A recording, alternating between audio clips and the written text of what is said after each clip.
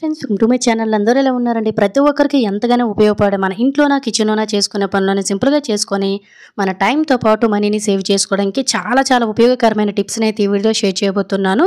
Miss చేయకుండా ending వరకు చూడండి. టిప్స్ అయితే చాలా యూజ్ఫుల్గా ఉంటాయి. ఇంక ఫస్ట్ టిప్ని అయితే తెలుసుకుందాము. నార్మల్గా మనలో చాలామంది ఒకేసారి ఫ్లవర్స్ అనేవి దేవుని కోసం తెచ్చుకుంటూ ఉంటాం కదండి పూజకి.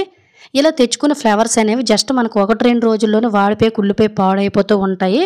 ఇలా నెల రోజులైనా కూడాను ఒక్క రెక్క కూడా వాడిపోకుండా ఫ్రెష్గా మనం తెచ్చేటప్పుడు పువ్వులు ఏ విధంగా అయితే తాజాగా ఉన్నాయి అదే విధంగా మనము నెల నుంచి 2 నెలల వరకు కూడాను పువ్వులు అనేవి పాడైపోకుండా చాలా బాగా స్టోర్ చేసుకోవచ్చు అనమాట. ముందైతే మనలో చాలామంది ఏంటంటే కవర్స్తో తెచ్చేసి డైరెక్ట్గా ఇలా ఫ్రిడ్జ్లో పెట్టేస్తారండి. దీనివల్ల మనం త్వరగా పాడైపోతాయి ఇవన్నీ కూడాను. సో పువ్వులను ఏ విధంగా స్టోర్ చేసుకోవాలనేది తెలుసుకుందాం. ఎప్పుడైనా కూడాను పువ్వులు అనేవి తెచ్చుకునేటప్పుడు ఒక ప్లేట్లోని వెడల్పుగా ఉండే ప్లేట్లోనికి వేసేసుకొని ఎక్స్ట్రా ఉండే రెక్కలన్నీ ఉంటాయి కదా వాటన్నిటిని కూడా వేరేసుకోండి. కాడలు కొంచెం పెద్దగా ఉంటే అవి కూడా కట్ చేసుకోవచ్చు. ఆ తర్వాత ఎప్పుడైనా కూడాను పువ్వుల కోసం సపరేట్గా ఒక బాక్స్ అనేది మెయింటైన్ చేసుకోవాలి. తడి లేకుండా అడుగున ఒక టిష్యూ పేపర్ని కానీ నార్మల్ పేపర్ని కానీ వేసుకొని 1.5 స్పూన్ వరకు కూడా కొంచెం రైస్ని ఈ విధంగా వేసుకొని పువ్వులను ఈ విధంగా నొక్కు పెట్టేయకుండా ఇలా కొంచెం లూజుగా ఉండేటట్టు కూడాను కొంచెం పువ్వులను వేసేసుకోవాలి. ఆ తర్వాత రెక్కలు అనేవి ఖచ్చితంగా మనకు మిగులుతాయి. వీటిని అస్సలు కూడాను ఇందులో కలపకుండా ఈ విధంగా ఫ్లవర్స్ని ఒకసారి పైకి కిందకి ఇలా అనేసుకొని చక్కగా మూత పెట్టి మీరు ఫ్రిడ్జ్లో స్టోర్ చేసుకొని చూడండి. 20 రోజులైనా కూడా మనకి పువ్వులు అనేవి అస్సలు పాడైపోకుండా ఎన్ని రోజులైనా కూడా చాలా తాజాగా ఉంటాయి.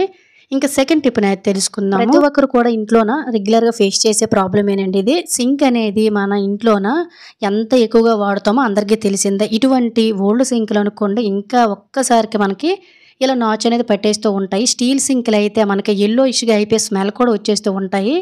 ఎటువంటి సింక్ అయినా కూడాను సింక్ ఎప్పుడు కూడా బ్యాడ్ స్మెల్ రాకుండా అలాగే హోల్స్ దగ్గర కూడాను ఎటువంటి మురుకు ఉన్నా కూడా స్ట్రక్ అవ్వకుండా ఉండాలంటే సింపుల్గా రోజుకొక్కసారి ఇలా మనం సింక్ని క్లీన్ చేసుకుంటే సరిపోతుందండి. ఎప్పుడైనా సింక్ని క్లీన్ చేయాలనుకునేటప్పుడు 1 టీ స్పూన్ వరకు కూడా బేకింగ్ పౌడరు అండ్ అలాగే 1 టీ స్పూన్ వరకు కూడాను సాల్ట్ని వేసుకోండి. ఆ తర్వాత షాంపూని కానీ విమ్ లిక్విడ్ని కానీ సర్ఫ్ని కానీ ఏదైనా వేసుకొని మనం రెగ్యులర్గా గిన్నెలు అనేవి తోమేసిన తర్వాత నైట్ టైం పడుకునేటప్పుడు గిన్నెలన్నీ క్లీన్ చేస్తాం కదా ఆ టైంలో మనం ఇలా సింక్లోని ఇవన్నిటిని కూడా చక్కగా వేసేసుకొని ఒక బ్రష్ తోటి క్లీన్ చేసుకున్నాం అనుకోండి సింక్ అనేది ఎప్పుడు కూడా నాచు పట్టకుండా బ్యాడ్ స్మెల్ దుర్వాసన అనేది ఏది కూడా రాకుండా చాలా నీట్గా ఉంటాయండి. స్టీల్ సింక్ ఈ విధంగా క్లీన్ చేయడం వల్ల ఇంకా తెల్లగా కనిపిస్తుంది. ఎప్పుడు కూడా ఒకేలా ఉంటుంది. సింక్ నుంచి బ్యాడ్ స్మెల్ రాకుండా స్టక్ అవ్వకుండా ఉండాలంటే రోజుకు ఒక్కసారి 2 రోజులకు ఒక్కసారి అయినా వాటర్ పోయే హోల్ అనేది ఉంటుంది కదండి అక్కడ కొంచెం బేకింగ్ పౌడర్ వేసి వేడి నీళ్ళు వేసినట్టయితే సింక్ కూడా ఎప్పుడు స్ట్రక్ అవ్వకుండా ఉంటుంది.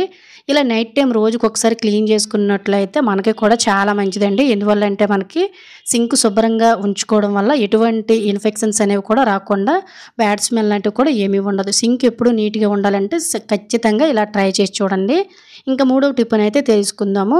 మనం ఒక్కొక్కసారి ఇంట్లోన ఆమ్లెట్ అనేవి వేసే పెనాలు అనేవి ఎంత క్లీన్ చేసినా కూడా శుభ్రమైనట్టు ఉంటాయి కానీ నెక్స్ట్ టైం దాన్ని మళ్ళీ ఏదో చపాతీకో దోశకో వాడేటప్పుడు మనకి విపరీతమైన పులుచు వాసన అంటే నాన్ వెజ్ స్మెల్ గుడ్డు స్మెల్ అనేది వచ్చేసి చాలా ఇబ్బంది పడుతూ ఉంటాం కదా. ఎంత క్లీన్ చేసినా కూడా ఆ స్మెల్ అనేది అస్సలు పోదు. కొంతమంది ఆమ్లెట్కి వేరే పెనం అనేది సపరేట్ చేసుకుంటూ ఉంటారండి. అయినా కూడా మనకి స్మెల్ అనేది వచ్చేస్తూనే ఉంటుంది. కాబట్టి సింపుల్గా అలా ట్రై చేయండి. ఎప్పుడైనా కూడా మనకి స్మెల్ పోవటం లేదు అనుకున్నట్లయితే చక్కగా ఇలా ఆనియన్ మూటుకి అనేది కొద్దిగా లావుగా కట్ చేసేసుకోండి. ఆ తర్వాత ఇలా స్టవ్ వెలిగించేసుకున్న తర్వాత దోసపెన మనం పెడతాం కదా దోసపెన హీట్ ఎక్కిన తర్వాత కొంచెం వాటర్ని ఈ విధంగా జల్లుకుంటూ ఆనియన్కి ఈ విధంగా స్పూన్ కానీ లేదంటే నైఫ్ని కానీ గుచ్చేసుకొని ఇలా జస్ట్ చుట్టూ కూడా రుద్దామనుకోండి ఈ ఆనియన్ స్మెల్కి ఎగ్ వాసన అంతా కూడా మనకు పోతుందన్నమాట. అలాగే దోశలు కూడా అతుక్కోకుండా ఉండాలంటే దోసపెన బాగా వేడెక్కిన తర్వాత కొంచెం వేడి నీళ్ళని చిలకరించి ఆ తర్వాత ఆనియన్ తోటి ఈ విధంగా రుద్దడం వల్ల దోశలు కూడా అతుక్కోకుండా వస్తాయండి. ఇలా 2 విధాలుగా మనం ఇలా చక్కగా వాడుకోవచ్చు అనమాట. ఖచ్చితంగా ట్రై చేయండి. ఇంకా 4వ టిప్ అనేది తెలుసుకుందాం. కరివేపాకును మనం ప్రతి కూరలో ఎక్కువగా వాడుతూ ఉంటాం కదా. ఇలా తెచ్చుకున్న కరివేపాకు అనేది 1-2 రోజులకి కుళ్ళిపోయి పాడైపోతూ ఉంటుంది కదా. ఇలా నెల రోజులైనా కూడాను కరివేపాకు పాడైపోకుండా ఏ విధంగా స్టోర్ చేసుకోవాలనే దానికి ఒక మంచి టిప్ అనేది తెలుసుకుందాం. మనలో చాలామంది కరివేపాకు త్వరగా పని అయిపోతుంది కదా ఒకేసారి రెబ్బలన్నీ లాగేస్తూ ఉంటారండి. దీనివల్ల కరివేపాకు రెబ్బలు అనేవి నలిగిపోయి త్వరగా పాడైపోతూ ఉంటాయి. ఇలా దేనికి దానికి మనం చక్కగా సపరేట్ చేసుకుంటే సరిపోతుందన్నమాట. తడి లేకుండా ఒక బాక్స్ని తీసుకోండి. వీలుంటే అడుగున ఒక టిష్యూ పేపర్ని కానీ లేదంటే నార్మల్ పేపర్ని వేసుకోవచ్చు.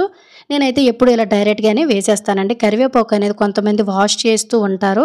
ఇలా వాష్ చేయడం వల్ల కూడా మనకు త్వరగా పాడైపోతుంది కాబట్టి ఎప్పుడైతే కరివేపాకు మనం వాడతామో అప్పుడు నీటితోటి శుభ్రం చేసుకుంటే సరిపోతుందనమాట. కరివేపాకు అనేది ఫ్రిడ్జ్‌లో పెట్టగానే చెమ్మ అనేది చేరిపోయి త్వరగా పాడైపోతుంది కాబట్టి ఇలా చెమ్మ పట్టకుండా ఉండాలంటే సింపుల్‌గా ఇలా మనము ఒక టిష్యూ పేపర్‌ని గాని లేదంటే కాగితపు ముక్కలైనా కూడాను చక్కగా ఇలా కొన్నిటిని తీసుకొని ఇలా బాల్స్‌లా తయారు చేసుకొని కరివేపాకులు అక్కడక్కడ పెట్టామంటే చెమ్మ అనేది చేరనివ్వకుండా కరివేపాకు స్మెల్ అనేది పోకుండా వాడిపోకుండా నెల 2 నెలలైనా ఇదే విధంగా ఫ్రెష్‌గా ఫ్రిడ్జ్‌లో స్టోర్ చేసుకోవచ్చు. యూజ్ అవుతుందంటే ట్రై చేయండి. ఇంకా ఐదవ టిప్‌నైతే తెలుసుకుందాము. నార్మల్‌గా మన ఇంట్లో మొక్కలు ఉన్నాయనుకోండి, ఈ సమ్మర్‌లోనే మనం ఎన్ని వాటర్ పోసినా కూడాను మట్టి అనేది ఇలా మనకి ఎండిపోయినట్టు అయిపోయి ఒక్కొక్కసారి మనం 1, 2 రోజులు ఊరు వెళ్ళాలనుకునేటప్పుడు నీరు పోసేవారు లేనటప్పుడు మొక్క అనేవి వచ్చి తిరిగి వచ్చేసరికి త్వరగా వాడిపోతూ ఉంటాయి కదంటే మొక్క అనేది పూర్తిగా నిద్రపోతుంది. ఇలా మనం 1, 2 రోజులు బయటికి వెళ్ళినా కూడాను లేదంటే ఈ ఎండాకాలంలో కూడాను మొక్క అనేది పాడైపోకుండా ఉండాలంటే సింపుల్‌గా చిన్న ట్రిక్‌నైతే ట్రై చేయండి. కొబ్బరి తీసేసిన తర్వాత కొబ్బరి పీచు అనేది మనకు మిగులుతుంది కదా! దీనివల్ల మనకి చాలా చాలా యూజెస్ అయితే ఉంటాయి. కొన్ని కొబ్బరి పీచుని తీసుకొని ఈ విధంగా పల్చగా మనం చీల్చుకుంటే సరిపోతుంది. అలాగే ఫ్రెండ్స్ ఇంకో చిన్న రిక్వెస్ట్ అండి. ఇంకా మీరు ఎవరైనా మన ఛానల్ సబ్స్క్రైబ్ చేసుకోలేకపోతే ప్లీజ్ సబ్స్క్రైబ్ చేసుకొని పక్కనున్న బెల్ ఐకాన్ ఆల్ యాక్టివేట్ చేసుకోండి. అలాగే వీడియో గనుక నచ్చినట్లయితే ప్లీజ్ ఒక లైక్ చేసి ఇటువంటి యూజ్‌ఫుల్ టిప్స్‌ని మీ ఫ్రెండ్స్ అండ్ ఫ్యామిలీకి షేర్ చేయడం అయితే మర్చిపోకండి. ఇలా మనము మొక్కలకు ఏవైతే మన ఇంట్లో మొక్కలున్నాయో దాని దగ్గర ఇలా మనం పల్చగా చుట్టూ కూడా వేసేసుకొని వెళ్ళేటప్పుడు కొంచెం నీరనేవి ఎక్స్‌ట్రా పోసేసామనుకోండి, లేదంటే వేసవికాలంలో మొక్కలనేవి ఎండిపోకుండా, పొడిబారిపోకుండా మొక్కలు గ్రోత్ బాగా పెరగాలంటే ఇలా కొబ్బరి పీచుని వేసుకొని 2 పూట్ల కూడాను మనం రైస్ కడిగిన వాటరు, పప్పు కడిగిన వాటర్ లాంటివి గట్టా వేసామనుకోండి, తులసి మొక్కలైనా, నార్మల్ మొక్కలైనా కూడాను ఎండిపోకుండా అప్పుడప్పుడు మనం ఎప్పుడైనా ఊరెళ్ళేటప్పుడు కూడా డ్రై అయిపోకుండా మొక్కలనేవి చాలా పచ్చగా, నిండుగా గ్రోత్ పెరుగుతాయన్నమాట. మొక్కలున్న వాళ్ళు ఖచ్చితంగా ఈ ట్రిక్‌ని ట్రై చేసి మీ ఫ్రెండ్స్ అండ్ ఫ్యామిలీకి షేర్ చేయడం అయితే మర్చిపోకండి. ఇంకా 6వ టిప్‌నైతే తెలుసుకుందాము. ఖచ్చితంగా మనం రోజుకి ఒక్కసారైనా ఈ ప్రాబ్లమ్ ఫేస్ చేస్తూనే ఉంటాం కదండీ! ఉల్లిపాయలను తొక్క తీసి కోసే లోపల మన కళ్ళు అనేవి రెడ్‌గా అయిపోయి, కళ్ళు మండిపోయి, కళ్ళను వెంబడి వాటర్ అనేది వచ్చేస్తుంది కదా! ఒక్కొక్కసారి మనం ఎక్కువ వంటకాలు చేసేటప్పుడు, ఎక్కువ ఉల్లిపాయలు కొయ్యాల్సి వచ్చేటప్పుడు ఇంక తిరిగి చూడవలసిన అవసరం లేదు.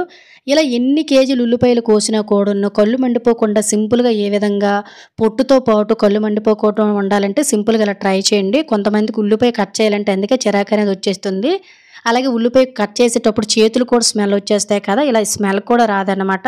ఆనియన్స్‌ని ఈ విధంగా ఫోర్క్‌కి గాని, నైఫ్‌కి గాని గుచ్చేసుకొని ఇలా స్టవ్ పై జస్ట్ ఇటు అటు కూడాను కాల్చేసామనుకోండి, కాల్చడం వల్ల ఆనియన్ స్మెల్ అనేది తగ్గుతుందండి.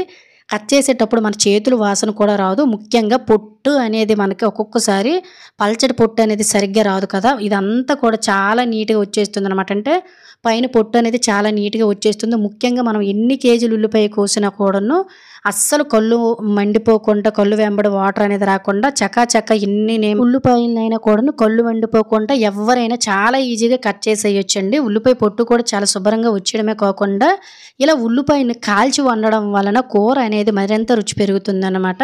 ఖచ్చితంగా ఎవరైతే ఈ ప్రాబ్లమ్ ఫేస్ చేస్తున్నారో ట్రై చేయడం అయితే మర్చిపోకండి.